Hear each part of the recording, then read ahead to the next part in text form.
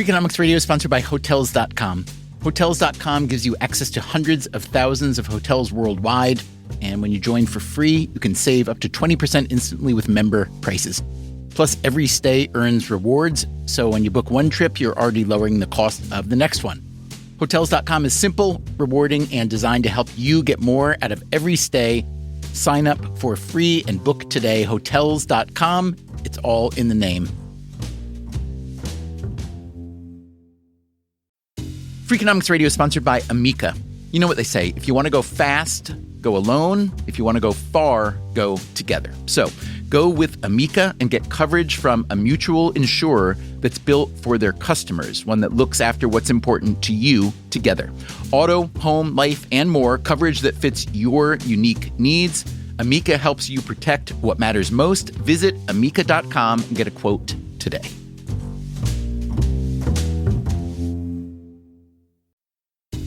Freakonomics Radio is sponsored by Mint Mobile. Ditch overpriced wireless with Mint Mobile. Cut your wireless bill to $15 a month at mintmobile.com/freak.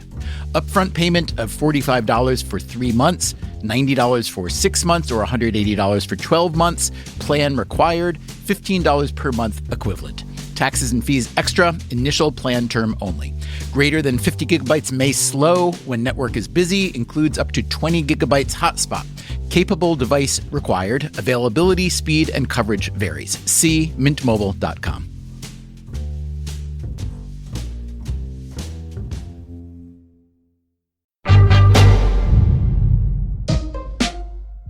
Hey there, it's Stephen Dubner, and I have some exciting news.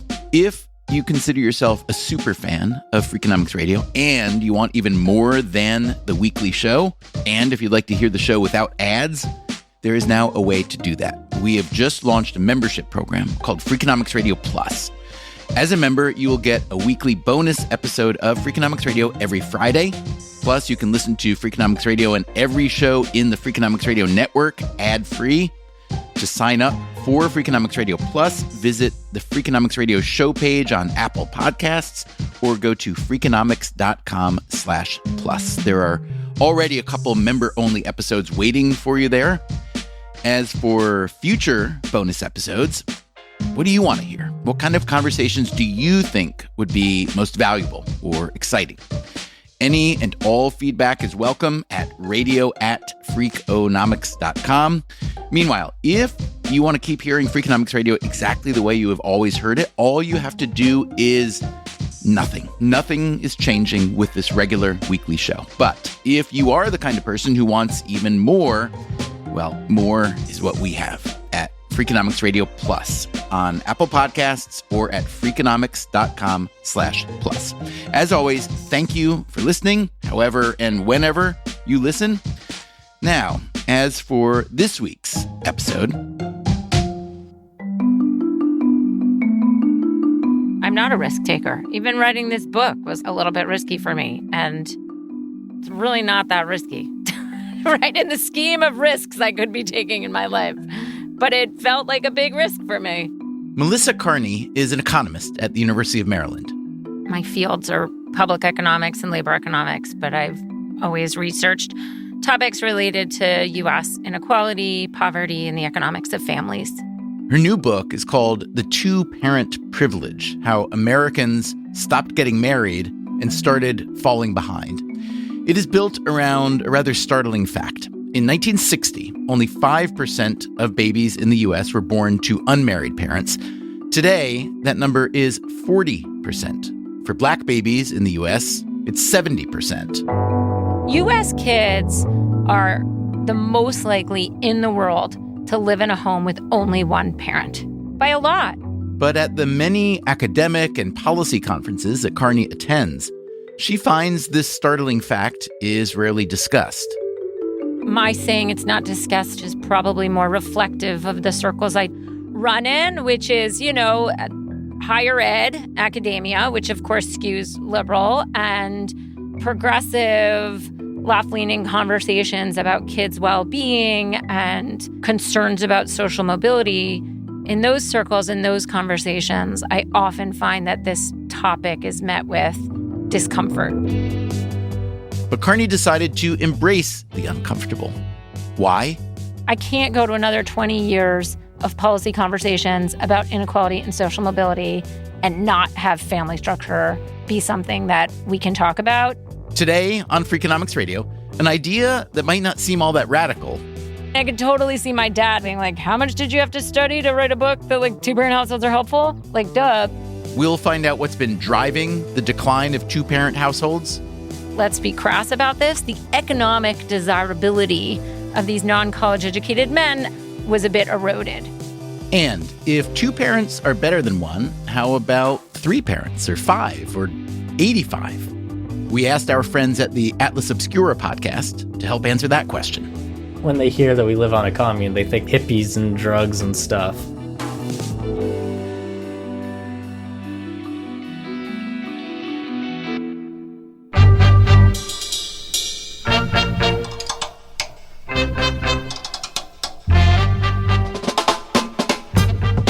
This is Freakonomics Radio, the podcast that explores the hidden side of everything, with your host, Stephen Dubner.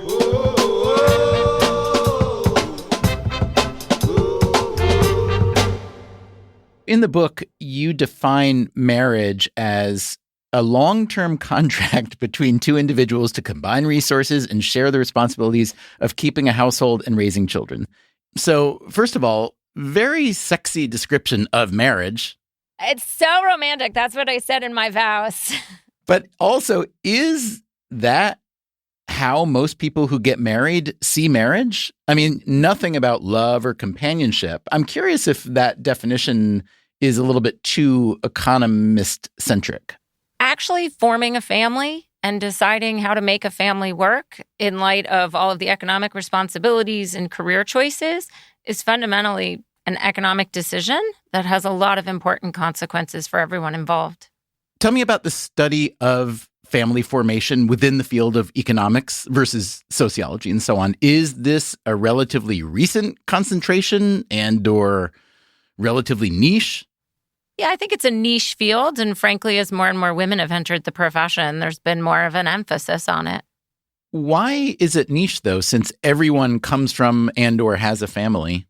I ask a similar question often, which is, why don't more economists and business leaders and people who profess to care deeply about the economic situation in the U.S. care more about kids in this country, right? I mean, a lot of economists they're sort of hard-headed and maybe think families and kids are sort of too squishy. But kids are the future of our economy, and families are really the fundamental economic unit of our society, and so it shouldn't be niche. The story of Melissa Kearney's own life is really the story of the two-parent privilege she's writing about. I grew up in suburban New Jersey. I was the oldest of four sisters. We went to public schools. You know, I had two parents. They were very proud of the fact that they had moved themselves out of the Bronx where they had grown up, and many of their cousins and friends didn't get out, as they would say, and they set up a really nice life for us. My mom was a part-time secretary while we were kids, and then when I went off to college, my mom actually enrolled in our local community college and started the path to becoming an elementary school teacher. And my dad had a series of odds and ends jobs when we were little, and then eventually he ran a printing business out of our house. Kearney wound up studying economics at Princeton. As she recalls it, she told her advisors that she wanted to study poor women. I didn't really know what that meant, except that I was interested in the circumstances of women who were struggling to make ends meet or who didn't have a lot of advantages or education. I've always been fascinated by my own grandma and her sisters and their story of how they made it in America. Their parents came from Italy. They lived in the Italian section of Lower East Side of New York in a tenement building. And they took in like piecemeal seamstress work to make ends meet. Did any of those aunts and or your grandmother even think about college or no? No, they didn't even go to high school. My grandma had an 8th grade education, and I think she might have been the most educated. But as my mom will tell me when I ask why she didn't go to college or why her mother didn't go to college, she, for a long time, said, well, women didn't do that back then. In the summer before her junior year of college, Kearney got an internship in Bridgeport, Connecticut. This was the era of welfare reform experimentation. And so I went and worked at this welfare to work center. I basically taught classes for welfare moms who in the state of Connecticut, under their new waiver program, they had to take classes and be working towards employment in order to keep their cash benefits. This was during the Clinton presidency, is that right? That's right. These women were my age and they had kids. Many of them had multiple kids. And here I am, super earnest college junior, teaching them math, working with them on their resumes, teaching them basic word processing. And I just listened to a lot of their stories and had lunch with them every day. What were you thinking about then, either emotionally or intellectually? I remember even at the time being struck by just how funny and cheerful they were. I remember one woman who, she was like 20. She was pregnant with her third kid, and she just still was very jovial and cracked jokes. In my mind, I was like, their lives seem quite hard to me, but they laughed a lot. Did you form any sort of conclusions at summer internship about what it meant to be a single parent? I don't think I formed any conclusions, but in my mind, I had a lot more questions leaving than I did going in. In the nearly 30 years since then, Kearney has been trying to answer those questions.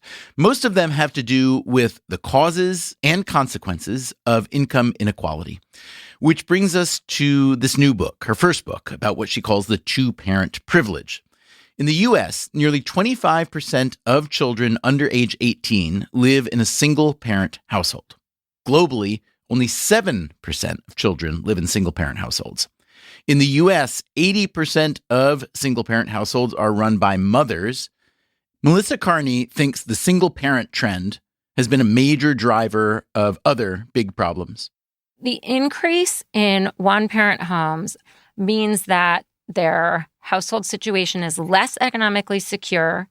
They have fewer resources, not just income, but also time and emotional bandwidth to invest in their kids. And as a result, we see that these children are more likely to have behavioral challenges, get in trouble at school, ultimately achieve lower levels of education, and less likely as adults to achieve higher earnings or be married themselves. What about other adverse outcomes like crime, substance abuse, and so on? We do see that boys in particular from households with only moms are much more likely to be involved with the criminal justice system and incarcerated. Let me be very clear. I'm not saying single moms cause that. I'm saying that there seems to be a protective factor of having two parents and specifically a dad in the house for boys, such that they're less likely to find themselves engaged with the criminal justice system. You write in the book that, quote, it's really challenging to discuss the topics of marriage and family without it feeling like a conversation about values. What's wrong with having a conversation about values? Because it seems like even academics are happy to discuss certain values like hard work and discipline in the context of education or employment. So why not in family formation? Here's the way I think about it. We are very open in both economic, policy, and media conversations about the fact that people with a college degree have lower rates of unemployment and higher earnings. And then what's our policy response? Okay, let's do more to supplement the wages of people who don't have a college degree. And at the same time, let's work to try and get more people through college so they have those skills and that benefit. Those sound good to me. Are they not good? No, that's great. But we should have an analogous conversation about households. Two-parent families are very protective. They're very beneficial. Let's help one-parent families achieve economic security at the same time that we try to figure out how to help more people achieve this advantageous household structure. This problem raises a lot of sensitivities. And for a long time, there's been a very counterproductive way of talking about this problem, which comes across as shaming or blaming parents. And That leads us to the unfortunate position where this is like the elephant in the room in conversations about inequality and social mobility. I think it should be eminently possible for us to be both empathetic to the parties involved and still honest about the data and evidence. To write this book, Kearney collected, cleaned up, and analyzed an enormous amount of data from a variety of data sets. One big pattern immediately stood out: the variance in two-parent households among different ethnic and racial groups. In 2019, the most recent year Kearney analyzed, only 38% of Black kids in the U.S. lived with married parents. Among Hispanic kids, the share was 62%. For white kids, 77% lived with married parents.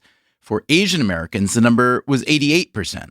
I am not an expert in Asian American economics or culture, so this was something that I learned doing this data work and was surprising and interesting.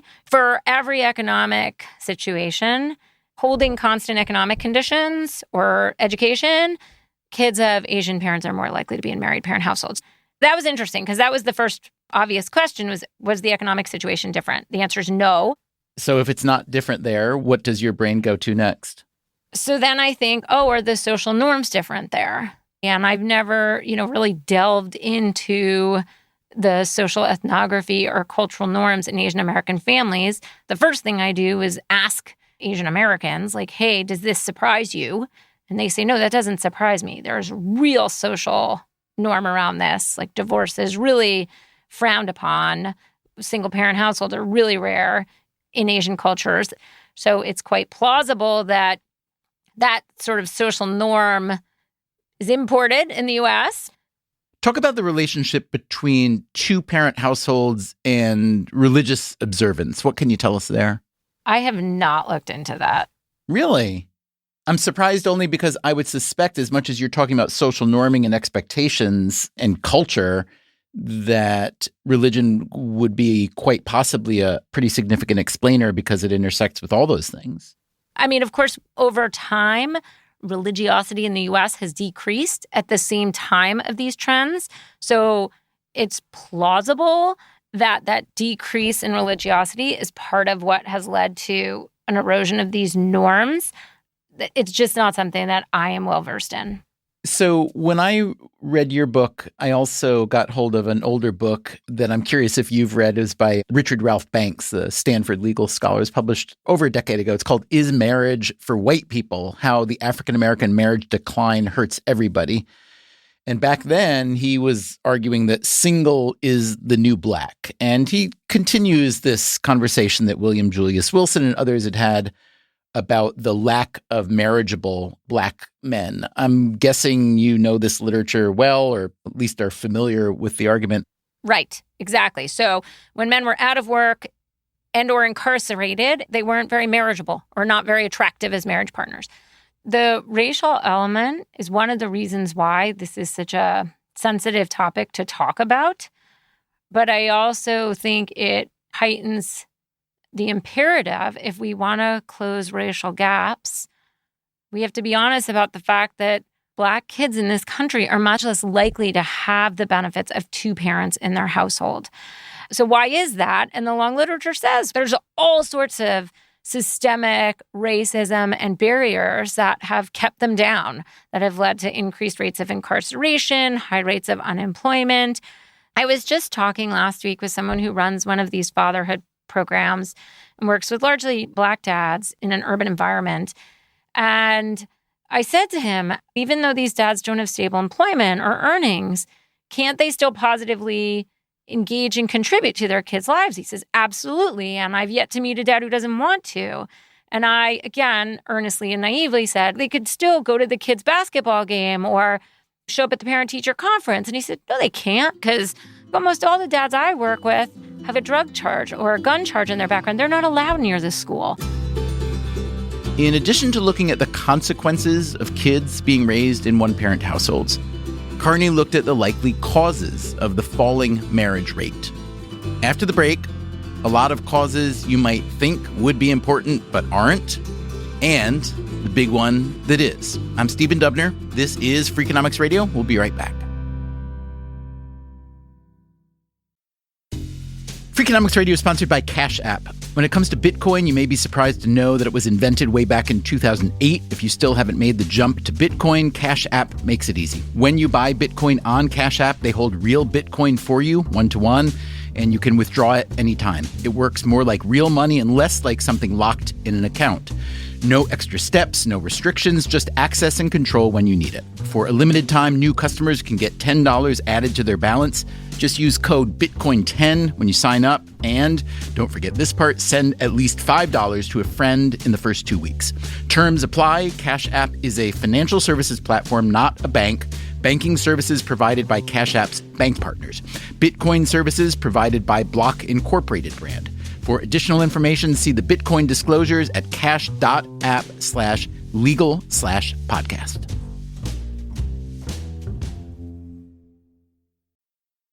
Freakonomics Radio is sponsored by Figure. Did you know that 40% of homeowners own their home outright? If that's you, don't let your equity sit idle. Tap it with a home equity line of credit. Figure, the #1 non-bank HELOC lender in the U.S., helps tap equity you've built in your home so you can do things like tackle a renovation or pay down debt. HELOC is a line of credit secured by your home. You can draw what you need, repay, and draw again. Figure offers a 100% online application. Get approved in 5 minutes and funding in as few as 5 days. It's faster than a bank loan and cheaper than a personal loan. Check your rate today without impacting your credit at figure.com/Freakonomics. This post is sponsored by Figure, NMLS ID 1717824. Figure is an equal housing lender. For more information about their licensing, visit nmlsconsumeraccess.org. Figure's HELOC is subject to credit approval and terms apply.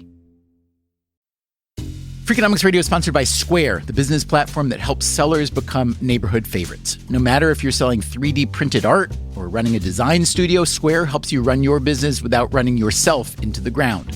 Square was made to work on the go, so you can sell wherever your customers are. With Square, you can track sales, manage inventory, and access reports in real time, whether you're in the shop, on the go, or running things solo. Square supports every major payment method, including tap to pay, and offers instant access to your earnings through Square Checking. Sellers save an average of 44 hours per month by skipping bank transfer delays. With Square, you get all the tools to run your business with none of the contracts or complexity. And why wait? Right now, you can get up to $200 off Square hardware at square.com/go/Freakonomics. That's SQUARE.com/GO/Freakonomics. Run your business smarter with Square. Get started today.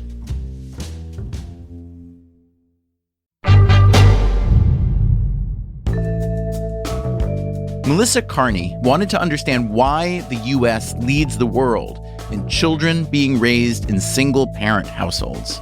A really important fact is that the trends I'm talking about have not been driven by divorce. They've been almost entirely driven by an increase in never married, meaning they've been driven by an increase in non-marital births. So unpartnered mothers now are much more likely than in the past to never have been married than to be divorced. Nor is the rise in single-parent households driven by teenage pregnancy. Teen childbearing in particular has fallen tremendously, over 70% since the mid-90s. Based on that alone, we would have expected a decline in single-parent households. And yet we've seen this large increase in single-parent households. This trend isn't driven by gay parents either. Even though that's a really important social change, it's a very small fraction of households with kids. It's not driving the changes I'm talking about. Another thing not driving the trend?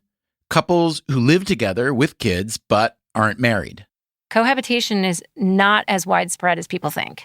Only 8% of kids live with a parent, either their biological mother or father, and their parent's partner.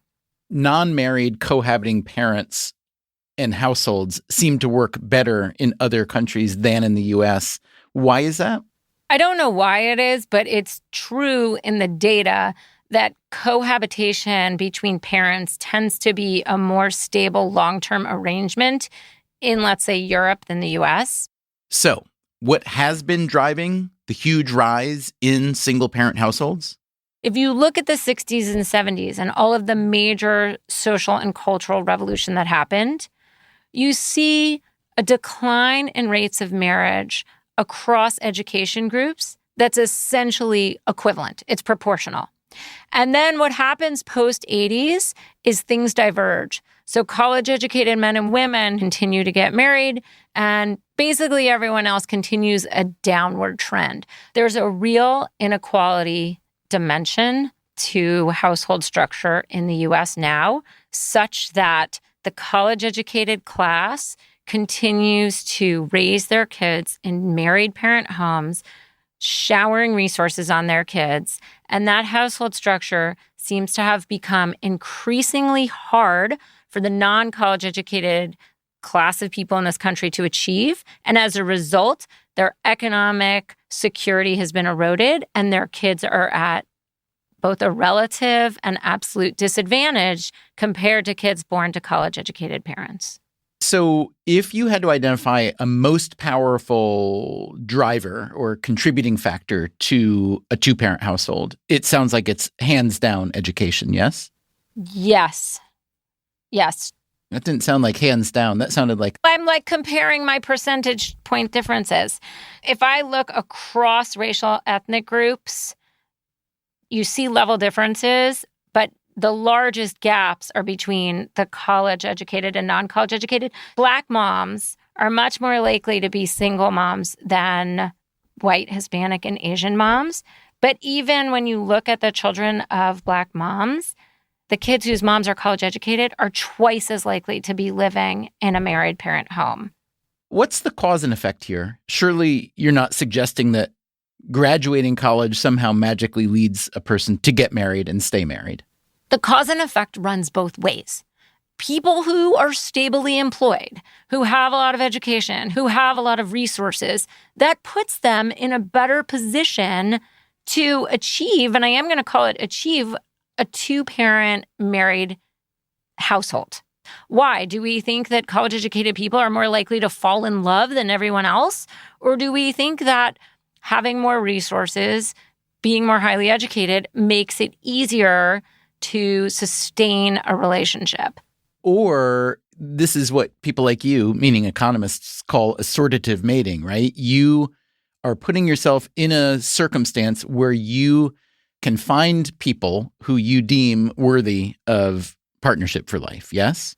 Assortative mating has long been around. College-educated people tend to partner up and marry college-educated people. Less educated people tend to partner up and marry less educated people. But what's been more important to the increase in inequality across households is not that assortative mating has increased per se. It's that assortative mating has continued among the highly educated, and among the non-college educated, they are less likely to get married at all. What does that really mean? Does it mean just that the idea of marriage has become less attractive? Does it mean that marriage is seen as too hard?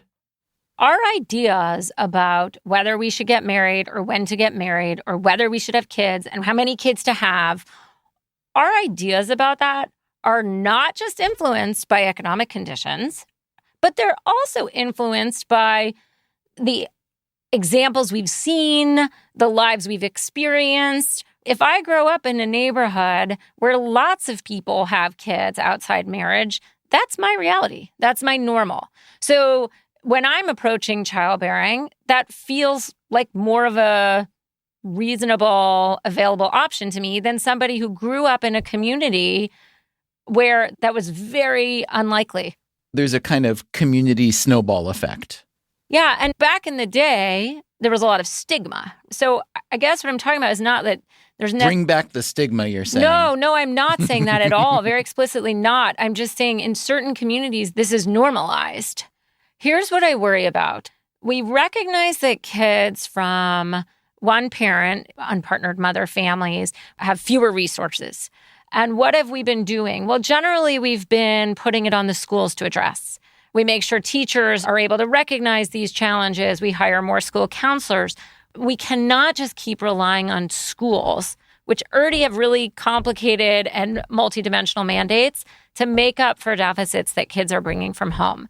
Nothing's easy in DC these days, but a relatively straightforward thing to do is at least double, triple, quadruple the budget that the Department of Health and Human Services puts toward programs to strengthen safe and stable families, which right now, by the way, is 1% of the relevant administration's budget as compared to 15% of the budget going to foster care.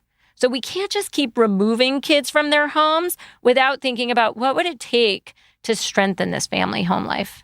Well, what would it take? I mean, 1%, let's say it was tripled. What would that money actually be put to use doing? I don't have the answers. What I'm trying to do in this book is raise awareness of the challenge and give us a way to talk about it with data and empathy. There are programs all around the country that are working with shoestring budgets, trying to help families. Being married and having a stable relationship is hard. There's a lot of programs aimed at fatherhood responsibility, helping dads, many of whom have unstable employment and criminal histories. How do you help them be good dads or good co-parents? Those kind of programs, we should be supporting ones that show any evidence of promise. We should be studying the heck out of them, much like we study early childhood education programs, college completion programs. This should be on the policy agenda. Is there anything in how domestic violence is policed and prosecuted now that's different than in the past that may be contributing to the rise in single-parent households? I'm glad you brought this up because a common reaction to any work that suggests we should promote marriage or two-parent households is we do not want to return to a situation where women felt like they had no choice but to stay in abusive marriages. I 100% agree with that. And so to the extent that the decline in marriage and the rise in one-parent families reflects women escaping abusive situations, I will not lament that. It's doubtful to me that 30% of kids outside the college-educated class, their moms would be in an abusive situation. That is, I think, an extreme case that we should all be able to agree. That's not what we're talking about when we're trying to incentivize or help parents. What are the specific mechanisms by which kids from two-parent households do better on average? We know that there's more money going on, and money obviously helps, but there's more to it than that, plainly. Now, money does a lot of things. It means people can live in better neighborhoods with better schools, less crime. It also means that parents can spend more on their kids and invest in them in ways that advance their likelihood of going to college and completing college. We also see that single parent households, and again, the research really is focused on single mother households. There's a lot of stress in the household. And again, this isn't blaming anybody. I mean, I'll come home from work and I'm often too stressed to parent my kids the way I want to. And I have someone else in the house I could turn to and say, you help them. If you're the only one in the house who has to do everything for the household and be there for the kids, it's not surprising that that's a stressful situation. So all of that matters. It's money and time and emotional bandwidth. I mean, those all sound obviously important and perhaps obviously causal as well. But how can you prove it's causal? Could it be that the kind of parent most likely to be in a two-parent household has other underlying characteristics that are driving the results in these kids? Let's say that in plain English, because this is the argument that I frequently get. It's not that there's a second parent in the house bringing in money and spending time or supervising the kid. It's that moms who are not married are so deficient in some underlying unobserved way that even if there was a second parent in their house, their kids wouldn't do well. Is that really what we're inclined to believe? That it's some unobserved trait about those moms as opposed to all the obvious stuff that we can see? You sound like you're not a blamer in general, Melissa. Am I correct there? I hope not. If you had to assign blame, or at least maybe rank order the factors that are driving this society-wide move away from two-parent households over the past couple generations, I'm really curious to know how you would rank these things. I can toss out some candidates. There are personal preferences. There are social norms. There are government policies, including in the U.S., a relatively weak social safety net. There are employment trends, including the decline of a lot of formerly good-paying jobs in male-dominated industries like manufacturing and so on. So how do you think about ranking those drivers? I rank economic changes pretty high on the list of things that have happened. And here's why. So we had this major social revolution. It affected everyone seemingly equally. And then in the 80s, 90s, 2000s, you have widening economic inequality. You interact that with these changes in social norms, and you get this really large class divide. And you've got this situation where we've sort of liberalized the idea that people should be married to have kids. You interact that with a situation where some groups, it's harder for them to do well economically. The men are less economically attractive as partners. There are a number of very credible studies showing that shocks like increased import from China that led to a reduction in manufacturing jobs in certain communities in the U.S., increased adoption of industrial robots that led to a decrease in jobs and earnings among non-college educated men. Those shocks causally led to a decrease in marriage in the affected communities and a rise in single-parent homes. The tight link between having and raising kids and being married is broken in a lot of communities, again, outside the college-educated class predominantly. So now in those communities, people feel like, okay, we could have a kid. There's no longer the tight social link with marriage. So if I ask you a brutally blunt question, such as, is marriage today in the U.S. to some degree a luxury good? What's your answer to that? It appears so, yes. When I think about the abundance of advantages I have as a mother and my kids have from the fact that there's a second parent in our house, that is something that I would like more people to be able to accomplish. It's not all that luxurious to do this on your own, to have to pay the bills and be the only worker in the house and the only one to help the kids with their homework and drive them around and cook dinner. In the book, you write that you would like to improve the economic position of men without a college level of education so that they are more reliable marriage partners and fathers. How do you propose to do that, Melissa Kearney? Let's really bolster federal support to community colleges. They're in all communities around the country. They serve half of people trying to get higher education in this country. Make sure they offer high-quality programs that allow people to get the skills they need to succeed in today's global economy. Expand the earned income tax credit at the individual level, so we're subsidizing low-wage workers, helping them achieve a family-sustaining income, even if part of that is coming through a tax credit on top of their wages. There's all sorts of innovations happening, even experimentation with things like removing the college requirement for a lot of jobs, or trying to make it easier for people with a criminal record to get employment. During COVID, there was an enhanced child tax credit, and there was quickly evidence produced by economists like you that this aid helped move a lot of young people out of poverty. But then that enhanced aid was not extended. What would be your pitch for why it was wrong to not extend that aid? You're right, and I don't want to take credit for this. Other scholars showed the amazing reduction in child poverty associated with the increase in the child tax credit, as well as all the other fiscal transfers, such that during a pandemic and a recession, we actually dramatically reduced child poverty in this country. That's amazing. And then Congress, led by Republicans who didn't want to make this permanent, the worry was if we go back to just giving unconditional cash to families who don't work, we're essentially going back to the pre-96 welfare world. And then the other complaint, which was a reasonable one, was this was expensive because we're sending checks to really high-income families. Like 90% of families got it. My pitch is we need to do so much more to reduce material deprivation among kids in this country. We have mounds of evidence showing that increasing income to low-income families has all sorts of benefits for kids. They do better in school, and they ultimately are healthier, and they become more productive as adults.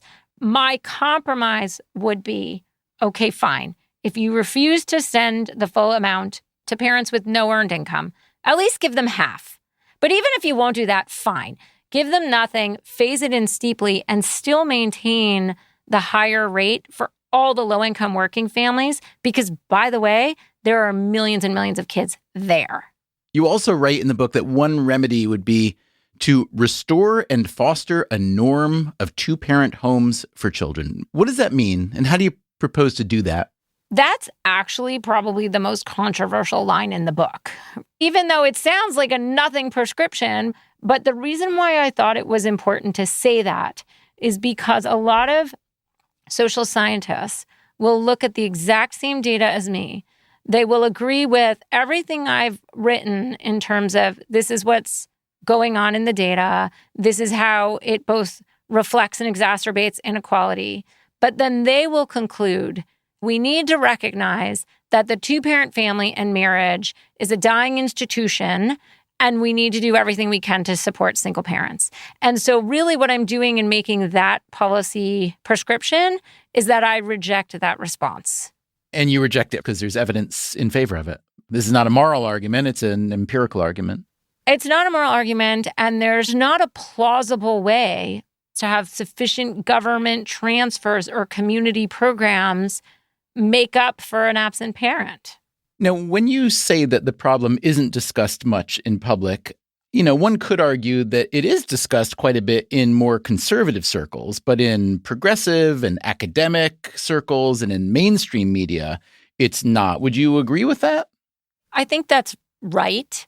Because someone like Mitt Romney, right? He talks about this all the time, but it doesn't seem as though it has entered the mainstream conversation unless you subscribe to a certain political philosophy.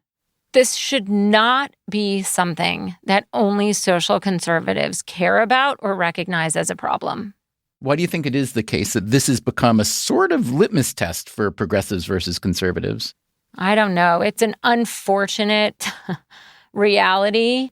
Stephen, you and I had a conversation a few years ago where I mentioned this topic. It was related to some research I had been doing. And you said to me, do you worry you sound socially conservative? And I took that to heart because I knew what you were saying, which is, really, do you worry that academics aren't going to take you seriously if you sound socially conservative? I vacillated in my own emotions about writing this book, which is one is why am I doing something so controversial, to this is so obvious. I'm not saying anything interesting, right? I mean, I could totally see my dad now being like, how much did you have to study to write a book that two-parent households are helpful? Duh. What I'm really hoping is that the folks I really want to engage are the folks who just are less inclined to be comfortable talking about this topic. And I hope I'm proposing a way to do it that's evidence-based and data-based, not values-based. It's not about blaming or shaming, but it's recognizing this for the social challenge and economic challenge that it is. So put on a policy hat for a minute. Why does U.S., let's say, tax law not only not reward marriage, but really penalizes marriage? This is a holdover from the fact that our tax code was created when wives were much less likely to work. And frankly, we just haven't updated the tax code to reflect the reality that in most marriages, there are two earners. So what we're really penalizing is households with two workers relative to one worker. This is often referred to as a marriage penalty. I try to phrase it as a secondary earner penalty, but that's an obvious thing to get rid of. The tax code shouldn't disincentivize marriage. So if two-earner households are not being rewarded by the tax code, how about flipping the script and say, maybe we should impose a large tax on single-parent households? I mean, that sounds bonkers, plainly, but, economists can be bonkers. Do you like that idea? No, I hate that idea. The other idea I hate, which is less ridiculous, but often purported by economists, many of whom I respect, and I see where they're coming from, is let's just keep transfers to single-parent households sort of low so that they... Transfers, you mean aid? Yes, exactly. I mean, income transfers. Let's keep them meager and hope that that incentivizes more of them to get married. So there's dozens, if not hundreds of studies looking at the relationship between welfare benefits and the incidence of single mother households. And the direction goes in the way you'd expect. The more generous welfare is, the more likely someone is to set up in a single parent household. But the magnitudes are very, very small.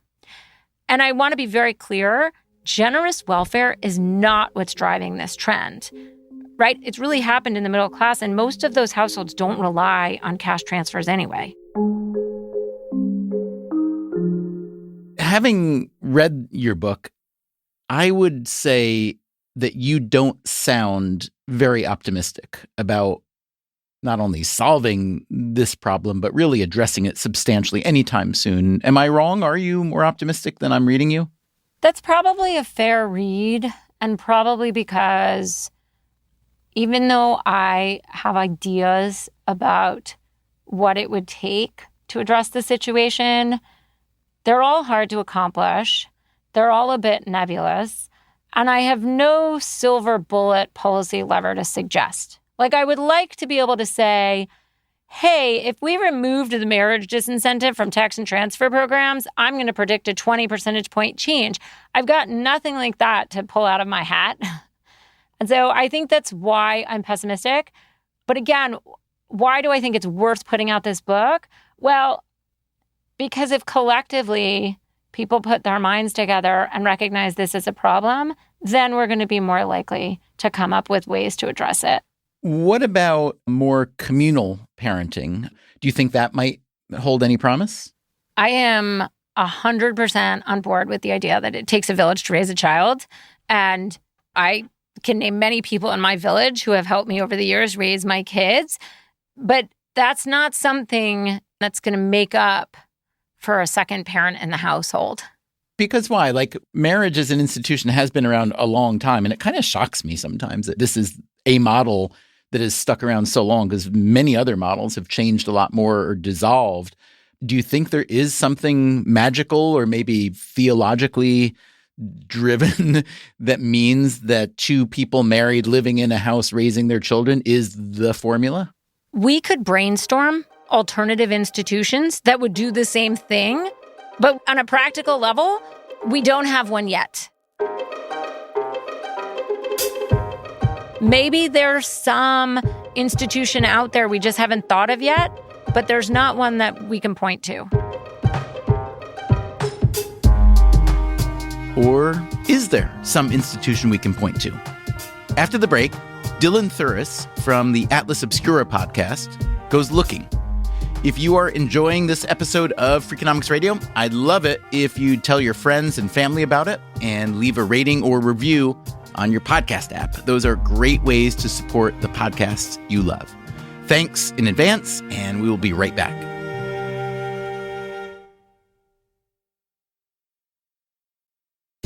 Freakonomics Radio is sponsored by Southern New Hampshire University. The best investments are the ones you make in yourself, and no one knows that better than Southern New Hampshire University. With more than 200 online degree programs, no set class times, and low online tuition, Southern New Hampshire University is built to fit your life today and set you up for success tomorrow. Education is an investment. Why not make it a smart one? Apply for free at snhu.edu/Freakonomics. Freakonomics Radio is sponsored by Advantech. No one likes a creaky floor, and builders know that the subfloor sets the tone, which is why Advantech subflooring is engineered for strength, stiffness, and moisture resistance. Advantech products are designed to stand up to the elements and give you a bond so strong it's backed by the industry's first squeak-free guarantee. No squeaks, fewer callbacks, no problem. When the schedule is tight and performance matters, head to huberwood.com/Advantech to lay the foundation of a solid build.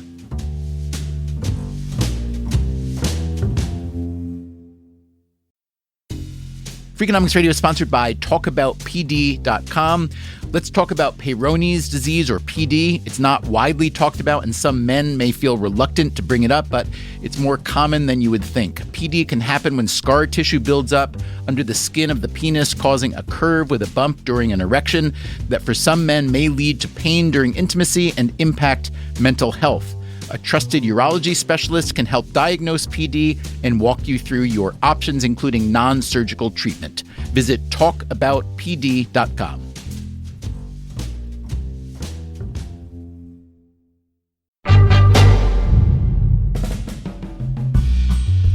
One of my favorite podcasts is called Atlas Obscura. If you've never listened to it, I suggest you do. Its mission is to inspire wonder and curiosity about the world, and it usually succeeds. We got together with the Atlas Obscura folks when we started working on this episode about the two-parent privilege to see if they had any ideas that might complement the interview you just heard with Melissa Kearney.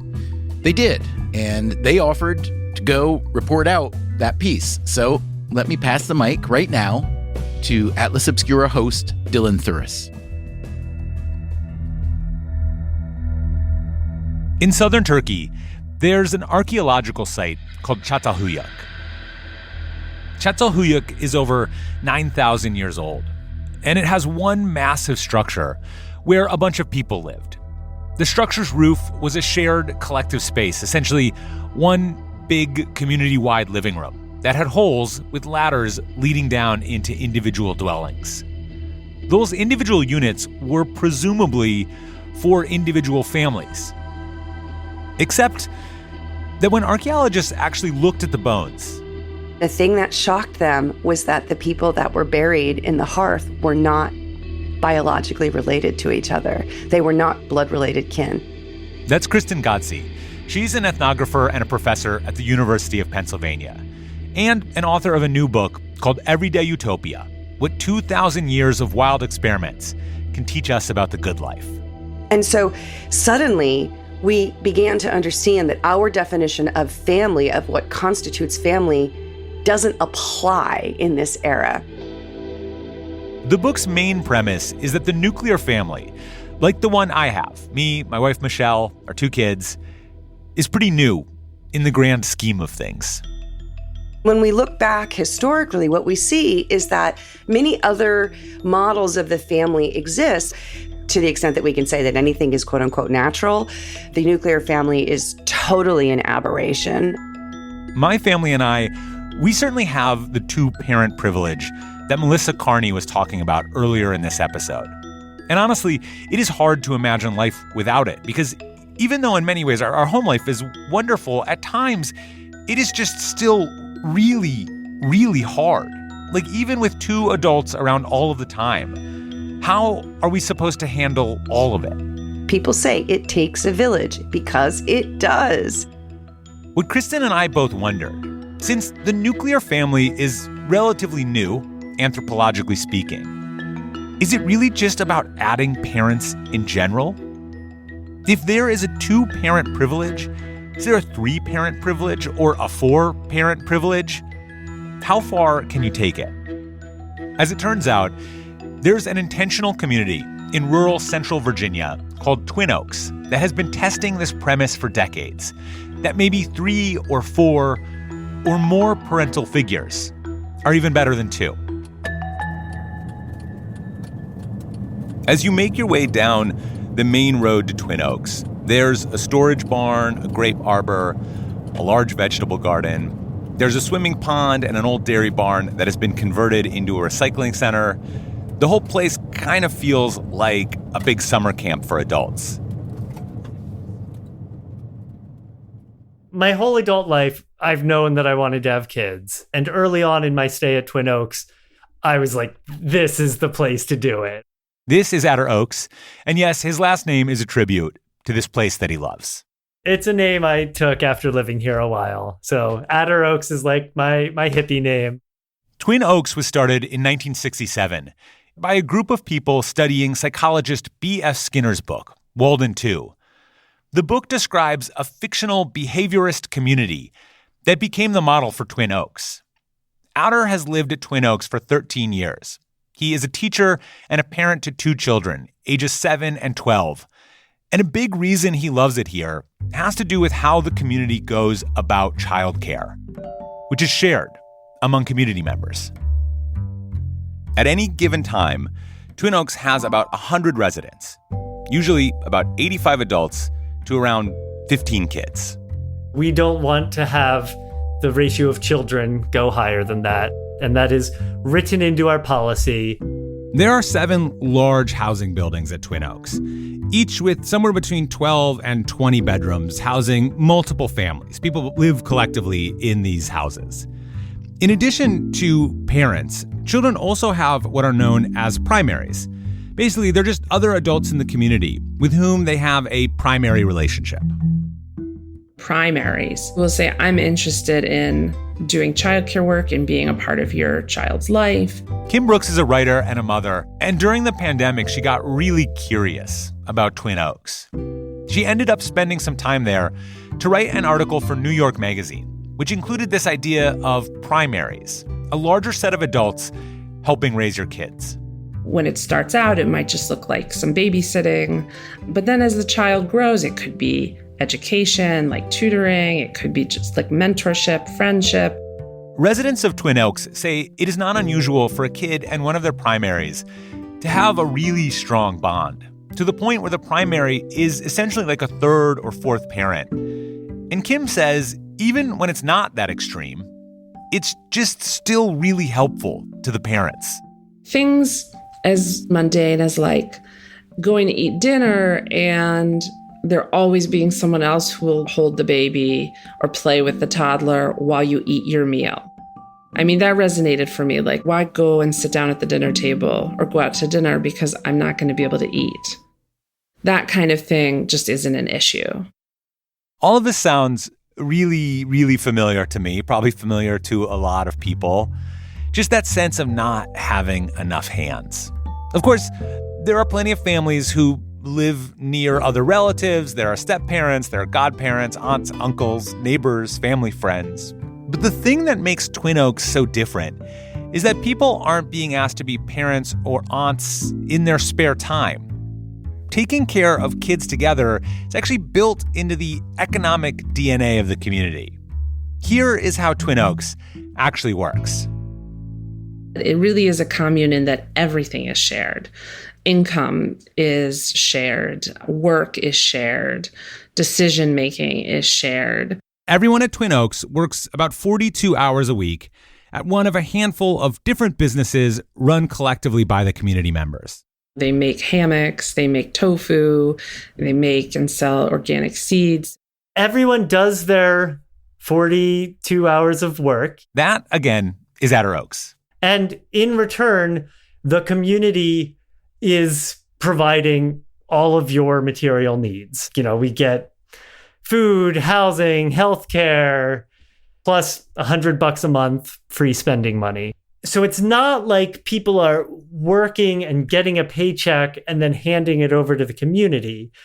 In general, it's people working in the businesses that the community owns. And that just, counts as your labor quota and then goes into the common pot. And for people with kids, there's one other key difference here.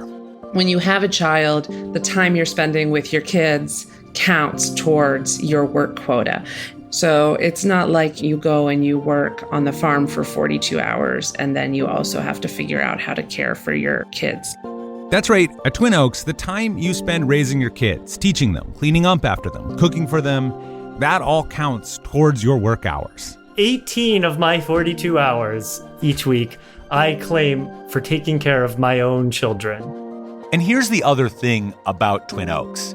It's not just the parents who get to allocate some of those weekly hours towards raising their kids. The other adults, the primaries in these kids' lives, the time they spend helping parent other people's children, also counts towards their weekly work commitment. We do lose economic efficiency, but the advantage that we get, I think, is a much better work-life balance. Still, money does matter. The community's businesses have to survive for the commune to thrive. And when a child is born in Twin Oaks, that means multiple adults are going to put in fewer weekly hours at the tofu factory or the seed exchange. And that brings us to something that makes people uneasy about Twin Oaks. You cannot just have kids whenever you want. We have a whole process for applying to have a kid at Twin Oaks, which a lot of people find very surprising. But, the justification for it is an economic one. It's like we are all dedicated to the child rearing. The application process requires prospective parents to complete a certain number of childcare hours so that they can just get a sense of what it's like to have a kid and to talk with recent parents about what they wish they had known before having kids. Residents say that outsiders make much too big a deal of this. Permission has almost never been denied. Even so, the process can feel a little unsettling. Well, this all might sound like a pretty radical way to go about having and raising kids. The community actually started off with a more extreme childcare model. In the earlier days of Twin Oaks, kids did not go home to their parents at night. Instead, they slept all together in this shared supervised building. It was communal child rearing. Kristen Godsey again. Communal sleeping was a disaster. Especially when they're very little, they need to have those secure attachments. Parents at Twin Oaks wanted support in raising their kids, but they also wanted their kids to be their kids, to come home at night. And so in the late 1980s, Twin Oaks got rid of the totally communal approach. This shift at Twin Oaks was very similar to what happened at kibbutzim in Israel. These shared agricultural communities also took a totally communal approach to child rearing before shifting in the 80s to giving parents a greater role. At kibbutzim and at Twin Oaks, community members landed on something a little more familiar to people who grew up in the mainstream. Kim Brooks, the writer who visited Twin Oaks, calls it nuclear-ish family. There was never any these children are the children of the community. There was no indoctrination of you are only the children. It's not that weird. This is Devin Sproul. She grew up at Twin Oaks until she was 15 years old. When my mom and her girlfriend left, I remember my mom saying, I need to be able to go into my kitchen, clean it up, and know that it's going to be clean when I walk back in. Fair, totally fair. Devin is now 41. She's a musician in Charlottesville, Virginia, not too far from where she grew up. And she's a mom herself. She did not go back to Twin Oaks to raise her daughter, but mostly because, like her own mom, she and her family just wanted a little more private space. But she is grateful to have grown up there. I got to do a lot of stuff with people who weren't parents but wanted to be with kids. That might be one of the core benefits and pleasures of being a kid at Twin Oaks. You get fresh adult energy all the time. There's always someone who has time for you. Do you ever wish, man, I wish we had that communal parental help because this is just hard with the two of us or whatever? Dude, don't you hearing about it? I mean, I don't know. I shouldn't assume. But yes, absolutely. Absolutely. Yeah, it's really hard out here to parent. I'm sure there are challenges to parenting at Twin Oaks. But I think the main thing is being around adults who are not super stressed out all the time. And even if they are stressed out, they're getting support from the people around them. The kids seem really happy, and the adults, for the most part seem, I don't know, it seems like they're relatively able to be themselves. And that's kind of what you want in a parent, I think. Somebody who feels like they have purpose and space and time. Devin's dad still lives at Twin Oaks, and Devin goes back to visit every now and again. In fact, a lot of people from Twin Oaks have close friends and family who do not live there. Residents are sort of buffered from the outside world at Twin Oaks, but they're not isolated from it. People come and go freely. They have guests who stay with them. There's internet. There is Netflix. I think people when they hear that we live on a commune, they think hippies and drugs and stuff. And sure, but it's also just a normal place. Most people here are really normal people. We're not really normal people, but... This is Zadok Goshal. He is 17. His parents live at Twin Oaks. And Adder, who we heard from earlier, is one of his primaries. Zadok's brother is 14-year-old Sam. Some of the people who live in our house, they're almost just more parents around. Like Adder, and then one of my friends' dad, Scott, just they've been around the entire time. In some ways, being a kid at Twin Oaks is another world. But in most others, it really is pretty normal. Kids have friends, they do odd jobs. Sam just started going to a nearby public school after being homeschooled at Twin Oaks. Mainly, he just wanted to hang out with more kids his own age. And they do typical kid things, like making movies. We were like, this scene is going to be inside an alien spaceship. Where can we shoot an alien spaceship? We have a tofu factory on our property. So we can go over there with tubes and stuff. So we can go over there. And we had a disco light. So it was all rainbow. It actually looked really sick. As stoked as Zadok is on tofu aliens, like any 17-year-old, he's also ready to get out of there. In his words, he's kind of done with living at Twin Oaks. He's going to take a gap year before heading off to college. But he said he's not necessarily writing off the commune forever. Do you think when you are adults or parents, you would want to raise kids or return to an environment like Twin Oaks, kind of a more communal living style? I think if I was raising kids, definitely. At least for the first 10 years of the kid's life. Definitely. Yeah, I think so, yeah.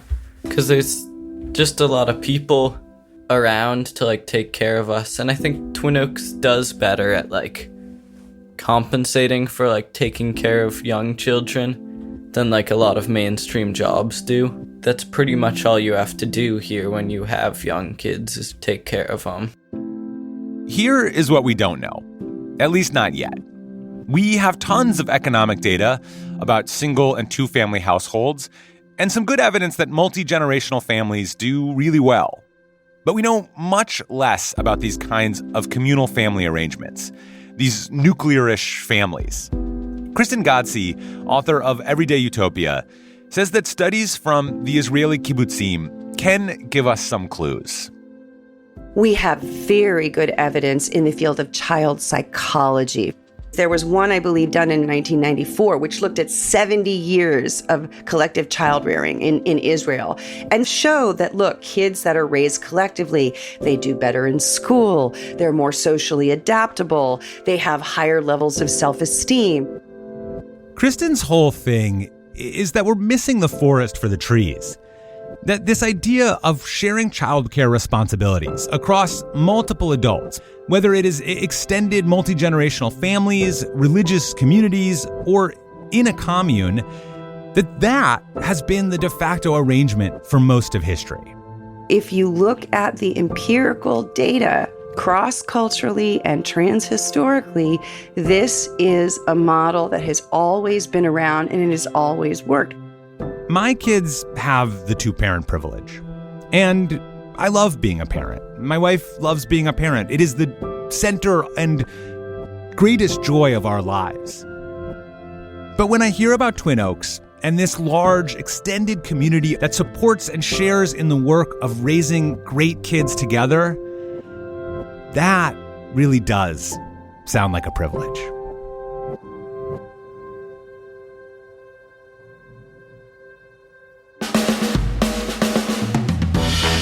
That, again, was Dylan Thuris from Atlas Obscura. Thanks to Dylan and the whole Atlas Obscura team for making this segment about Twin Oaks for us. If you want to hear more stories like this, check out Atlas Obscura on your favorite podcast app. Thanks also to Melissa Kearney, an economist at the University of Maryland and author of the new book, The Two-Parent Privilege. Coming up next time on Freakonomics Radio, if two parents are better than one for raising children, does that mean that more companies should have two CEOs? Many of our senior executives used to say, I wish my spouse and I had as good a relationship as Mike and Jim. We've got stories, we've got theories, we've even got some data, all about the promise and perils of sharing the CEO job. That's next time on the show. Until then, take care of yourself, and if you can, someone else too. Freakonomics Radio is produced by Stitcher and Renbud Radio. This episode was produced by Julie Canfor and mixed by Greg Rippin, with help from Jeremy Johnston. Our staff also includes Alina Kuhlman, Daria Kleinert, Eleanor Osborne, Elsa Hernandez, Gabriel Roth, Jasmine Klinger, Lyric Bowditch, Morgan Levy, Neil Carruth, Rebecca Lee Douglas, Ryan Kelly, Sarah Lilly, and Zach Lipinski. Our theme song is Mr. Fortune by the Hitchhikers. The rest of our music is composed by Luis Guerra. The Atlas Obscura podcast is a co-production of Atlas Obscura and Stitcher Studios. Their segment today was produced by Katie Thornton and Johanna Mayer, with sound design by Chris Naka. The Atlas Obscura production team includes Dylan Thuris, Doug Baldinger, Camille Stanley, Baudelaire, Manolo Morales, and Gabby Gladney. The technical director is Casey Holford. As always, thanks for listening. I'm like, okay, well, worst comes to worst, I get pushed out of academia and I go do something else.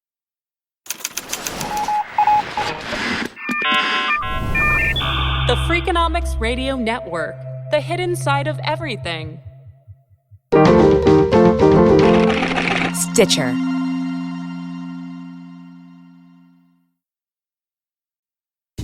Freakonomics Radio is sponsored by Ozempic. Innovation happens through rethinking what's possible, and when it comes to GLP-1s, Ozempic pill does just that.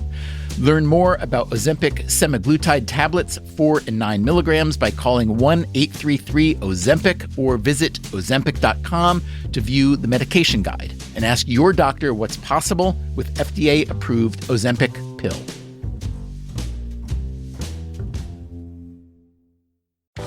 Welcome back to Should I Get It Delivered? Contestant, you're out of food and your meds, but are too tired to get up. Do you A, pout, B, beg your roommate, or C, get Walmart to deliver it all same day? Same day? Who knew? Gonna go with C, Walmart. That is correct. Walmart offers same-day delivery for prescriptions, groceries, and more. I love not leaving my couch. Walmart. Who knew? Subject to availability, restrictions, medication exclusions, and fees apply. Hey there, I'm Stephen Dubner, host of Freakonomics Radio. If you love the podcasts in the Freakonomics Radio network, I want to tell you about a way you can get even more from us. To hear our shows without ads and get exclusive access to Freakonomics Radio bonus episodes, please subscribe to SiriusXM Podcasts Plus on Apple Podcasts or sign up at SiriusXM.com/podcasts plus. Start a free trial today.